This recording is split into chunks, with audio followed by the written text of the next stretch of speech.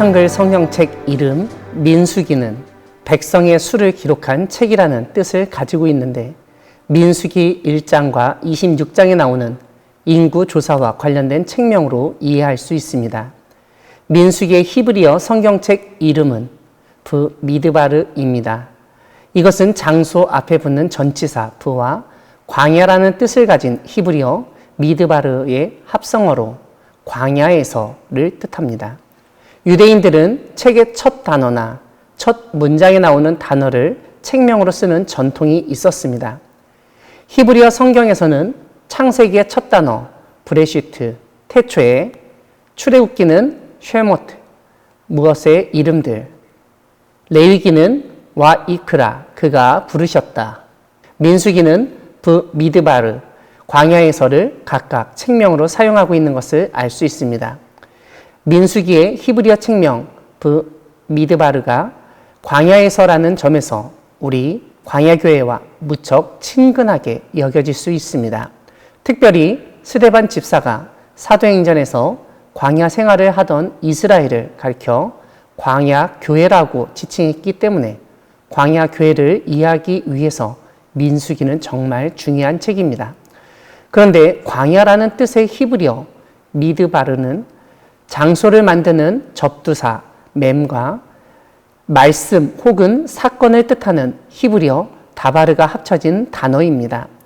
이런 점에서 미드바르는 말씀이 주어지는 장소 혹은 사건이 일어나는 장소라는 뜻으로 볼 수 있습니다. 이는 결국 광야는 말씀 사건이 일어나는 곳이라고 이해하게 됩니다. 민수기의 내용은 하나님으로부터 주어진 말씀에 이스라엘이 어떻게 순종하였는지 아니면 불순종하고 거역하였는지를 잘 보여줍니다.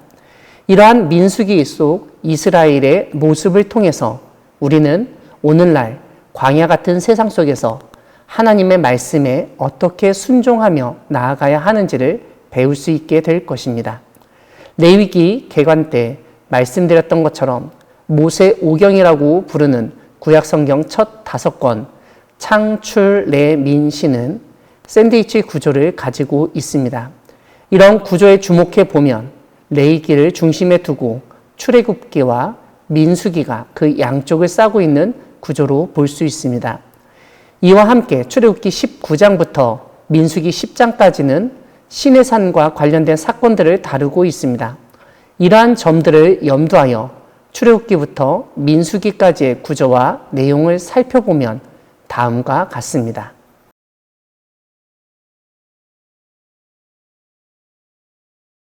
시내산 본문의 양극단, 즉 출애굽기 15장부터 18장까지 그리고 민수기 11장부터 36장까지는 각각 광야에서 벌어진 사건들을 우리에게 알려주고 있습니다.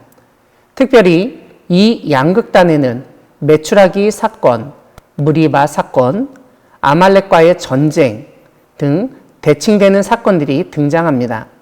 민수기를 성막과 관련해서 이해할 때 우리가 주목할 점이 있습니다. 다름 아니라 출애굽기에서는 성막을 만드는 것에 집중했다면 민수기는 성막과 함께 이동하는 이스라엘을 보여줍니다. 민수기를 그 앞의 책 레위기와 연결해서 이해할 필요성도 있습니다. 왜냐하면 레위기에서 중요하게 다루어지던 정결의 내용은 민수기에서는 진의 정결과 함께 부정을 씻는 물에서 새롭게 다루어지고 있기 때문입니다. 이와 함께 레위기의 제사와 관련해서 이해하여야 하는 본문들이 민수기 15장과 18장에서도 나옵니다. 또한 레위기 23장의 절기와 관련해서 민수기 28장과 29장에서 절기별 제사를 이해할 수 있습니다. 이외에 레위기 27장의 서원의 내용은 민수기 30장과 연결되고 레위기 희년 신학은 민수기 27장부터 36장까지의 지파의 기업, 즉 땅 분배와 밀접한 관련성이 있습니다. 이뿐만 아니라 민수기를 그 뒤의 책 신명기와의 연결점도 놓쳐서는 안 됩니다. 무엇보다 민수기 20장의 무리바 사건으로 인해서 모세가 가나안 땅에 들어갈 수 없게 된 것으로 신명기는 설명하고 있기 때문입니다. 민수기의 구조를 다음과 같이 샌드위치 구조로 보는 학자가 있습니다. 이와 달리 민수기를 이스라엘의 광야 생활, 이스라엘에 대한 이방인의 음모, 이스라엘의 가나안 입성 준비로 보는 경우도 있습니다.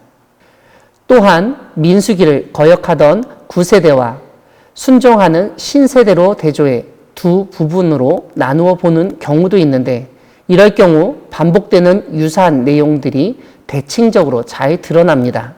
예를 들면 1장과 26장의 12지파 인구조사, 3장과 26장의 레위지파 인구조사, 6장과 30장의 서원, 9장과 28장의 유월절, 13장의 12지파 정탐꾼과 34장의 12지파 지휘관, 18장의 레위인의 목과 35장의 레위인의 성읍, 21장의 요단 동편 땅 점령과 32장의 요단 동편 땅 분배 등이 반복되어 나옵니다. 이런 구분들과 달리 단순히 장소를 기준으로 시내산, 가데스, 모압 평지로 3등분하여 민수기 이야기를 이해하려는 시도도 있습니다. 이런 구조 분석을 표로 만들면 다음과 같습니다. 히브리어 책명처럼 민수기는 광야에서 발생한 말씀 사건에 대해서 우리에게 알려줍니다. 하나님의 말씀에 순종하는 경우도 있고 거역하는 경우도 있으며 그로 인해서 벌어지는 사건들을 우리에게 보여줍니다. 특별히 민수기가 보여주는 광야에서의 이스라엘은 불평과 거역의 모습이 강하게 드러나곤 합니다. 이것은 출애굽한 이후 척박한 광야 생활로 인해서 지칠 대로 지친 사람들의 본성이 그대로 드러나는 경향을 잘 보여준다고 이해할 수 있습니다. 이런 사람들을 하나님이 어떻게 다루시고 인도하셨는지를 살펴보면서 오늘날 광야 같은 세상 속에서 살고 있는 우리가 하나님의 말씀에 어떻게 순종하며 응답의 삶을 살아갈 수 있는지 결단하게 되리라 생각합니다. 시내산에서 요단강까지의 여정 가운데 이스라엘의 1세대의 거역에도 불구하고 믿음으로 순종했던 여호수아와 갈렙을 앞세워 약속의 땅으로 인도하신 하나님을 알려주는 민수기를 통해서 하나님은 약속을 반드시 이루신다는 점을 다시 한번 확인하는 시간이 되기를 소망합니다. 아멘.